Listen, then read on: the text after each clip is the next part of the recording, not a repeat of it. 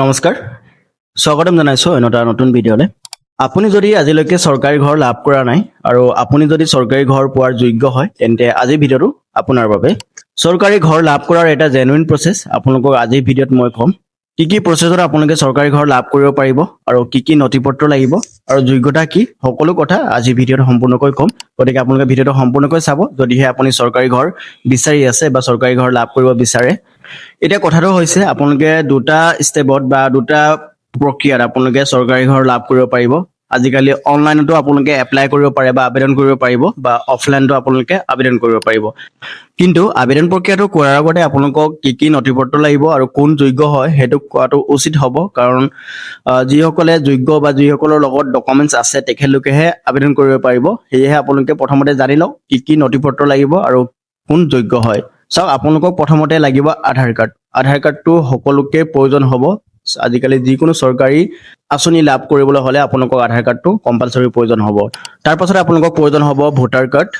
আৰু ration card যদি আছে আপোনালোকৰ তেন্তে ৰেচন কাৰ্ডটো প্ৰয়োজন হ'ব আৰু মেক্সিমামৰ ৰেচন কাৰ্ড থাকিবই যিসকলে ঘৰ পোৱা যোগ্য হয় আৰু বেংক একাউণ্টটো আপোনালোকক প্ৰয়োজন হ'ব কাৰণ আপোনাৰ যি টকা আহিব সেইটো বেংক একাউণ্টতে আহিব আৰু আপোনাৰ যোনটো বেংক একাউণ্ট সেইটো আধাৰৰ লগত লিংক থাকিব লাগিব নহ'লে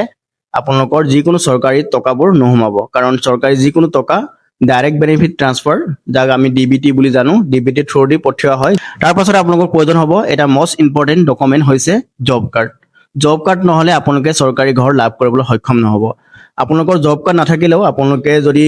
বিচাৰে তেন্তে আপোনালোকে পঞ্চায়ত অফিচত গৈ বা ব্লকত গৈ আপোনালোকে জব কাৰ্ড আবেদন কৰিব পাৰে জব কাৰ্ড অতি সহজে আপোনালোকে এটকাও খৰচ নকৰাকৈ আবেদন কৰি উলিয়াব পাৰিব পঞ্চায়তৰ ছেক্ৰেটাৰী বা পঞ্চায়তৰ যি প্ৰেচিডেণ্ট হয় তেখেতলোকক আপোনালোকে লগ কৰি জব কাৰ্ডৰ প্ৰয়োজনীয়তাৰ বিষয়ে আপোনালোকে ক'ব তেতিয়া আপোনালোকক নিশ্চয় এটা জব কাৰ্ড বনাই দিব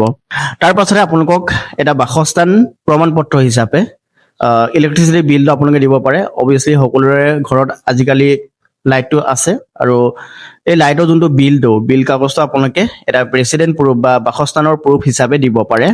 লগতে আপোনালোকক প্ৰয়োজন হ'ব এটা ইনকাম চাৰ্টিফিকেট বা গাঁওবুঢ়াৰ পৰা লিখা এখন কাগজ হ'লেও হ'ব যে সেইজন মানুহ ঘৰ পোৱাৰ বাবে যোগ্য হয় বুলি লিখা এটা কাগজ লাগিব আদাৰৱাইজ আপোনালোকক এটা ইনকাম চাৰ্টিফিকেট বা বাৰ্ষিক আয়ৰ প্ৰমাণ পত্ৰ আপোনালোকক প্ৰয়োজন হ'ব পাৰে সেইটো আপোনালোকে অনলাইনতে আবেদন কৰি উলিয়াব পাৰে চ' এইকেইটা ডকুমেণ্টছ থাকিলে আপোনালোকে চৰকাৰী ঘৰৰ কাৰণে আবেদন কৰিব পাৰে এতিয়া আমি কথা পাতিম যোগ্যতা কি কোনসকলে এই চৰকাৰী ঘৰ লাভ কৰিব পাৰে চাওক প্ৰথমতে আপোনালোকে ভাৰতবৰ্ষৰ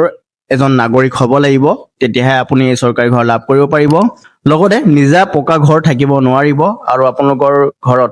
ফ'ৰ হুইলাৰ বা গাড়ী মটৰ থাকিব নোৱাৰিব যিসকলৰ গাড়ী মানে চাৰিচকীয়া থাকে তেখেতলোকে এই চৰকাৰী ঘৰ লাভ কৰিব নোৱাৰে এটা জেনুইন প্ৰচেছৰ বিষয়ে মই কৈ আছো বাকীটো আপোনালোকে নিশ্চয় গম পায় আৰু চৰকাৰে নিৰ্ধাৰণ কৰা আৰ্থিক মানদণ্ডৰ ভিতৰত থাকিব লাগিব মই ইতিমধ্যে আপোনালোকক কৈছিলো আপোনালোকক এটা ইনকাম প্ৰুফ বা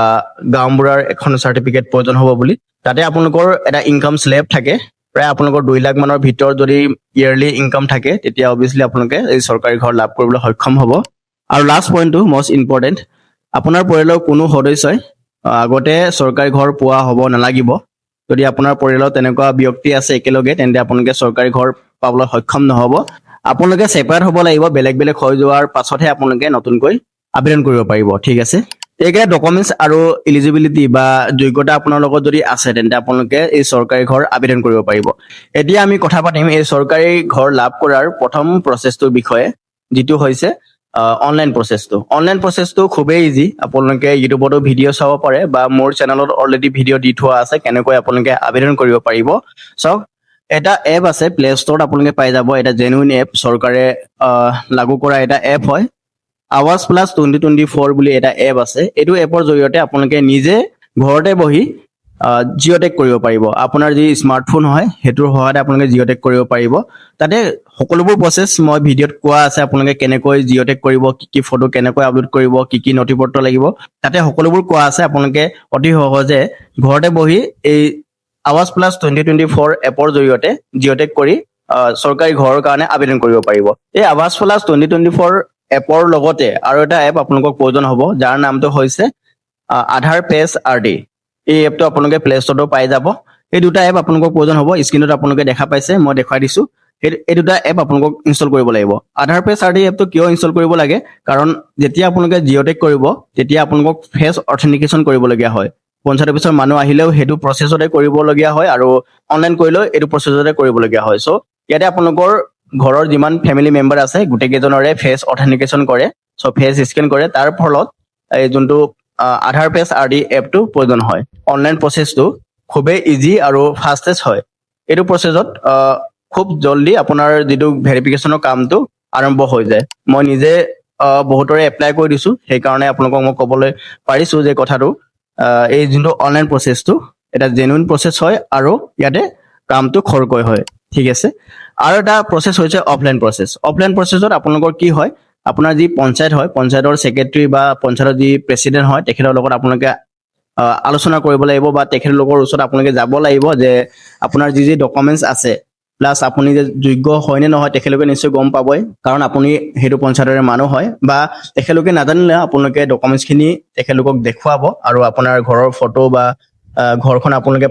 পাৰিলে পঞ্চায়তৰ মানুহ মাতি পিনি দেখুৱাব যে আপুনি ঘৰ পোৱা যোগ্য হয় নে নহয়। তাৰ পাছত আপোনালোকক যদি কয় হয় আপুনি ঘৰ পোৱা যোগ্য হয়, তেন্তে আপোনালোকৰ যি ডকুমেণ্টছ বিচাৰে, মই অলৰেডি আপোনালোকক কৈছিলোঁ কি কি ডকুমেণ্টছ লাগিব, সেইকেইটা ডকুমেণ্টছ আপোনালোকে ছাবমিট কৰিব পাৰি পঞ্চায়ত অফিচৰ থ্ৰুদি, আৰু পঞ্চায়ত অফিচে আপোনালোকৰ বাবে ঘৰ এপ্লাই কৰি দিব। আৰু যি পঞ্চায়ত অফিচ হয় তাৰ পৰা ছেক্ৰেটাৰী আহি আপোনাক জিঅ'টেক কৰি দিব, আৰু জিঅ'টেক কৰাৰ পাছতে আপোনাৰ নামটো ঘৰৰ লিষ্টত আহি যাব। এনেকুৱা নহয় যে আপোনাৰ এনি টাইম আপুনি জিঅ'টেক কৰিব পাৰে বুলি। যেতিয়া চৰকাৰৰ পৰা নতুন ঘৰ আহে তেতিয়া আপোনালোকে এই প্ৰক্ৰিয়াটো আৰম্ভ কৰিব, আৰু আপোনালোকে খা খবৰ লৈ থাকিলে নিশ্চয় গম পাব পঞ্চায়ত অফিচত। চ' তেতিয়া আপোনালোকে আবেদন কৰিব পাৰে। এতিয়া আহিছোঁ আজিৰ ভিডিঅ'ৰ কনক্লুজনৰ ওপৰত। চাওক, যিসকল মানুহ চৰকাৰী ঘৰ পোৱা যোগ্য হয় সেইকেইজনহে বা সেইসকল ব্যক্তিহে ঘৰ পোৱাটো কৰিব লাগে। কিন্তু কি হয়, পঞ্চায়তত বা মিউনিচিপাল এৰিয়াতে হওক বা আৰবান এৰিয়াতে হওক, ঘৰ পাবলগীয়া মানুহে কেতিয়াও নাপায়। মই প্ৰায়ভাগ দেখিছোঁ যিসকল মানুহৰ অলৰেডি পকা ঘৰ থাকে বা গাড়ী মটৰ থাকে তেখেতলোকেহে ঘৰ পায়। যিসকল দৰিদ্ৰ মানুহ তেখেতলোকে ঘৰ নাপায়। মই বহুত দেখিছোঁ তেনেকুৱা। যিসকলৰ পঞ্চায়ত অফিচৰ মানুহৰ লগত ভাল থাকে ৰিলেশ্যনটো, বা তেওঁলোকৰ ভিতৰত কিছুমান কথা থাকে, সেইসকল মানুহে এই চৰকাৰী ঘৰ লাভ কৰি আছে। মই বহু ক্ষেত্ৰত দেখি আছোঁ। কিন্তু এইটো এটা বহুত বেয়া কথা বুলি ক'ব লাগিব। যিসকল যোগ্য মানুহ হয় তেখেতলোকেহে পোৱাটো উচিত বুলি ভাবোঁ আৰু পোৱাটো কৰিব লাগে, সেইটোৱে মই বিচাৰোঁ। আৰু ইয়াত কি হয়, কিছুমান ক্ষেত্ৰত ৰাজনীতি আহি যায়, বিজেপি কংগ্ৰেছ তেনেকৈ কিছুমান কথা আহি যায়। চ' এইবোৰ ৰাজনীতি আহিব নালাগে। যিসকল যোগ্য মানুহ হয় তেখেতলোকে পোৱাটো উচিত বুলি ভাবোঁ। চ' এয়াই আছিল আজিৰ ভিডিঅ'টো, আৰু আপোনালোকৰ মতামত জনাব। আপোনালোকৰ পঞ্চায়তত কেনেধৰণৰ চিলেকশ্যন প্ৰক্ৰিয়া হয় আপোনালোকে মতামতটো জনাব কমেণ্ট কৰি। আৰু আপোনালোকৰ যদি চৰকাৰী ঘৰ আবেদন কৰাত অসুবিধা হয়, যদি আপোনালোকে যদি অনলাইন আবেদন কৰিম বুলি ভাবে, তেন্তে মোক কমেণ্ট কৰিব। অসুবিধা পালে মই নিশ্চয় আপোনালোকৰ কমেণ্টৰ ৰিপ্লাই কৰিম। তেন্তে আজিৰ ভিডিঅ'টো আমি ইমানতে সামৰণি মাৰিছোঁ। আমি অন্য এটা গুৰুত্বপূৰ্ণ ভিডিঅ'তে লগ পাম। তেতিয়ালৈকে ধন্যবাদ। জয় আই অসম, বন্দে মাতৰম।